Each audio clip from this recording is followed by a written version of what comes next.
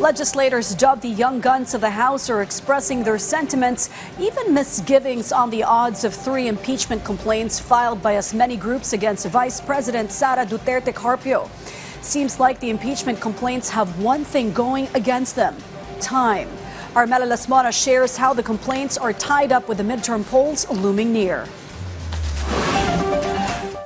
Some lawmakers assert they are not neglecting the 3 impeachment complaints filed in the House of Representatives against Vice President Sara Duterte. Earlier today, the complainants organized a massive rally to call for Congress to act on the cases and remove Duterte from her post. Akbayan Party List Representative Percy Sendanya, one of the endorsers of the first complaint against the Vice President, insists the lower house should act on it before the session break. Anong petsa na? December 2 nang ating i-file ang first impeachment complaint. Nag-first month sa rin noong January 2. Aksyon na natin ang impeachment. Alam natin malapit na ang eleksyon, pero sa dulo, huwag nating isipin yung bilang ng boto. Ang isipin natin ay yung kapakanan ng ating sambayanan. One Rider Party List Representative Rog Gutierrez said they are well aware of their constitutional duty. He assured everyone will participate once the complaints are taken up by the committee.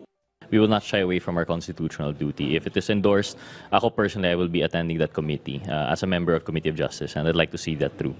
According to House Assistant Majority Leader Ernix Junicio, the complaints will also undergo a thorough study. To be honest, whether you're in favor or against the impeachment, Congress really has to act upon an impeachment complaint.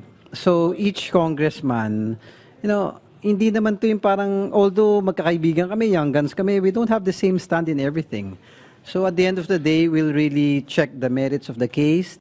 For his part, House Assistant Majority Leader C. Alonto Adjong reminded everyone the complaints will not only be taken up in the House of Representatives but also in the Senate. He stressed the need to consider the time left before the 19th Congress ends, especially in light of the upcoming elections. Of course, yung mga nagko-complain yan, they also want to see a possible conviction. If that's what they're intending to see, then I guess they have to rethink again, because the time frame is that the Senate will be also moving into campaign mode, most of the senators.